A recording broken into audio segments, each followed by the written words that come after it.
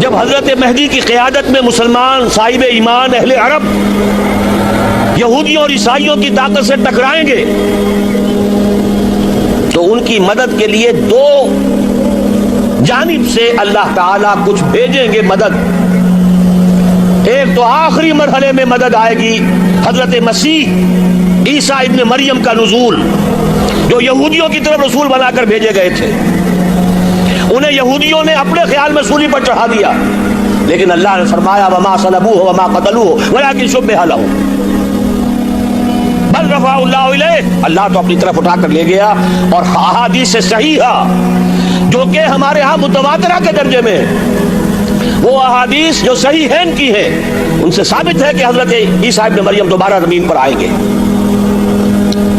اور یہودیوں کا سب سے بڑا سرغنہ جو خود مسیح ہونے ہی کا دعویٰ کر رہا ہوگا، مسیح الدجال، اسے حضرت مسیح قتل کرے.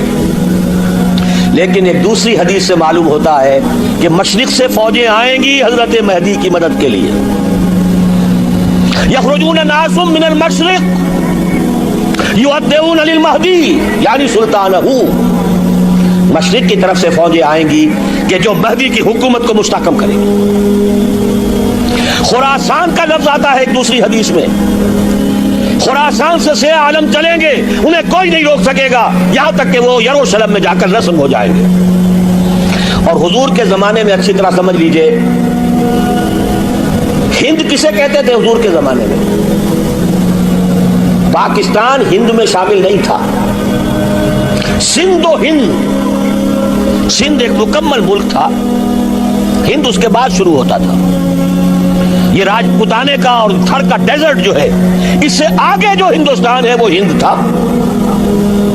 یہ جو ہمارا پاکستان ہے یہ ہمیشہ ہند میں شامل نہیں رہا.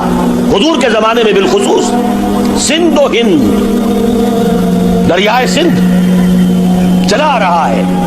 یہ ساری ٹریبیوٹریز جو پنجاب کے اندر اس کی ہیں، یہ سب ایک علیحدہ ملک ہے جو اس زمانے میں سندھ کہلاتا تھا. اور نمبر 2 یاد کیجئے، اس زمانے میں خراسان ایک علاقہ تھا جس میں موجودہ افغانستان کا 2/3، تھوڑا سا حصہ ایران کا، اور جہاں تک میں تحقیق کر سکا ہوں آج تک پاکستان کا بھی علاقہ، خاص طور پر مالاکنڈ ڈویژن جو اس خراسان میں شامل ہے. خراسان سے سیاہ عالم چلیں گے جو جا کر یروشلم میں نصب ہوں گے. یہاں بھی ایک نقطہ نوٹ کر لیجئے، پہلے بھی یروشلم ہم سے چھینا تھا. کس نے چھینا تھا؟ عیسائیوں نے، کروسیڈرز. واپس کون لیا؟ کس نے لیا؟ عربوں میں دم نہیں تھا، عرب عیاشیوں کی وجہ سے کھوکھلے ہو چکے تھے. واپس لینے والا صلاح الدین ایوبی، کرد خون. اب دوبارہ یروشلم لیا جا چکا. چھینا کن سے گیا؟ عربوں سے.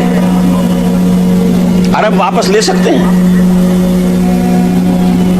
کوئی اندیشہ اگر ہو سکتا تھا عراق کے بارے میں کہ شاید اس کے ایٹمک دانت نکل آئے، جو سازش کی گئی، جس طرح اس احمق اور پاگل صدام حسین کو دام میں پھنسایا گیا.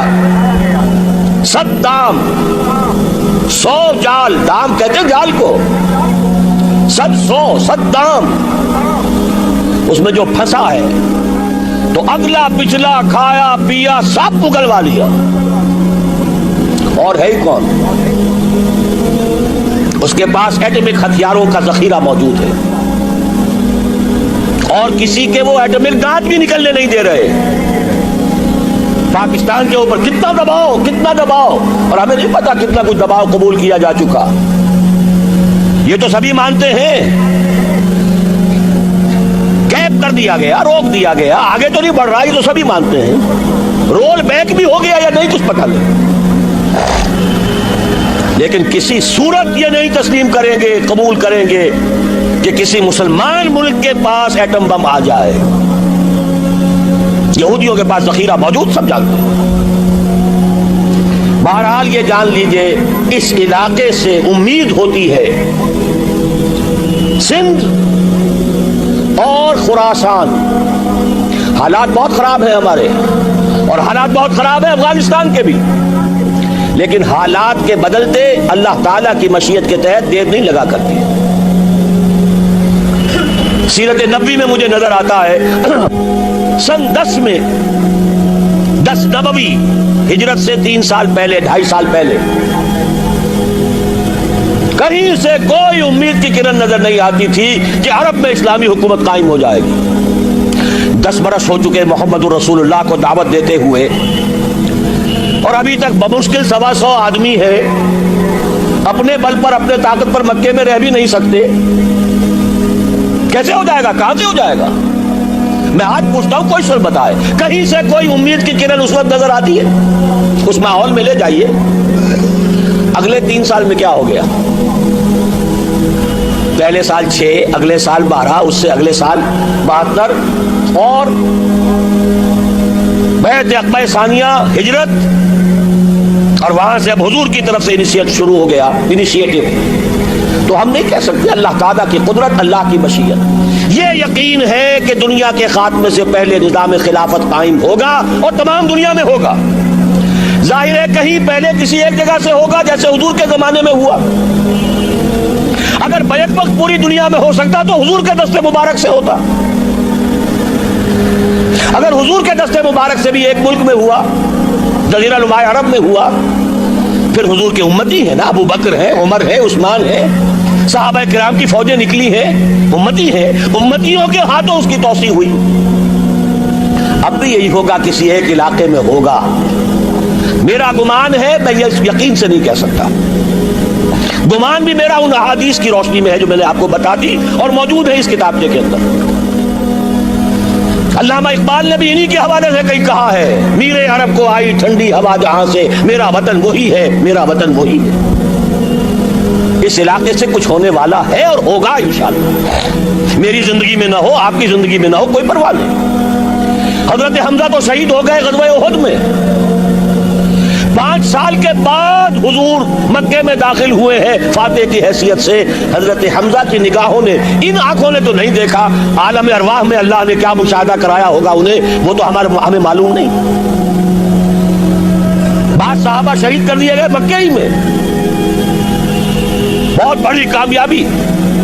اپنی جان لگا دیں, اپنے آپ کو کھپا دیں, اپنے آپ کو مٹا دیں. جس طرح روڑی کوٹ کر بنیادوں میں بھر دی جاتی ہے, ہماری ہڈیوں کا چورا بنا کر اور ہمارے خون کے اندر اسے گون کر اگر وہاں ڈال دیا جائے, اس سے بڑی سعادت کوئی نہیں. اس پر تعمیر ہو خلافت علی منہاج النبوہ کی, ہم اس کی بنیاد کے اندر دفن ہو جائیں, یہی بہت بڑی سعادت ہے. لیکن یہ ہوگا, میں نے عرض کیا تھا کہ یقین ہے مجھے کہ ہوگا, اور ہر صاحب ایمان کو یقین ہونا چاہیے کہ ہوگا. باقی یہ کہ یہ آثار ہیں اور احادیث بھی ہیں اور 400 برس کی تاریخ بھی بتاتی ہے کہ یہیں سے ہوگا. 1000 برس تک سارے مجددین امت عالم عرب میں پیدا ہوئے. 11ویں صدی کا مجدد اعظم شیخ احمد سرہندی کہاں دفن ہے؟ سرہند میں, ہندوستان میں. 12ویں صدی کا مجدد اعظم شاہ ولی اللہ دہلوی کہاں دفن ہے؟ دہلی میں. 13ویں صدی کا مجدد اعظم سید احمد بریلوی, ان کے جو قبر بھی معلوم نہیں, لیکن ان کا خون جذب ہوا دریائے کنہار میں, اور ان کے سینکڑوں ساتھیوں کی لاشیں اس بالا کوٹ کے مقام پر.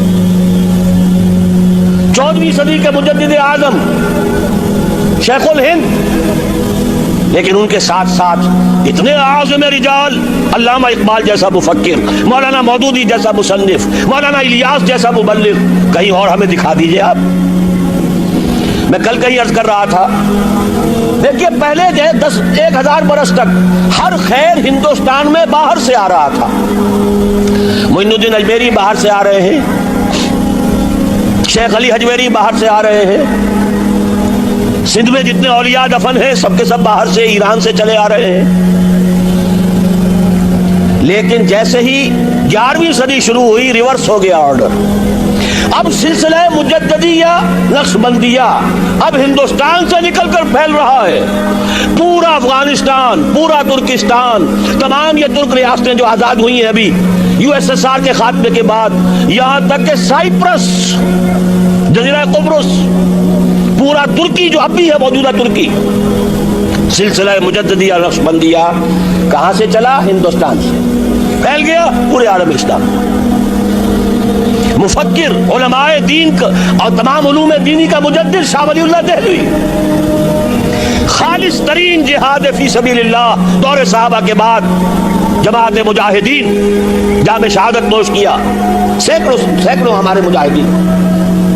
پھر 14ویں صدی میں اقبال جیسا مفکر، مودودی جیسا، دوبارہ دوہرا رہا ہوں، مصنف، مولانا الیاس جیسا مبلغ مجھے تو کہیں نظر نہیں آتا.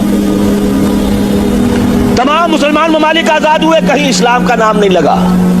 نہ سیوکارنوں نے نعرہ لگایا، نہ کہیں کسی اور نے نعرہ لگایا. عربوں نے بھی عرب نیشنلزم کا نعرہ لگایا، اسلام کا نعرہ نہیں. تحریک پاکستان میں نعرہ لگا، پاکستان کا مطلب کیا؟ لا الہ الا اللہ. صبح عرض کر چکا ہوں، تحریک خلافت پوری دنیا میں کہیں نہیں، صرف بر عظیم پاک و ہند میں. اور کیسی تحریک خلافت کہ ہندو شریک ہوئے، گاندھی شامل ہوا، پورے ہندوستان کو جس نے گنجا دیا. یہ دوسری بات ہے کہ جب خود مصطفیٰ کمال نے ختم کر دیا تو اب کیا کرتے؟ مدعی سست گواہ چست. نوٹ کرنے کی بات ہے، کچھ آثار ہیں، 400 سال کی تاریخ ہے، بتا رہی ہے. پاکستان کا قیام خود ایک معجزہ. یہ ساری چیزیں مشیت ایزدی میں کسی بڑے خیر کا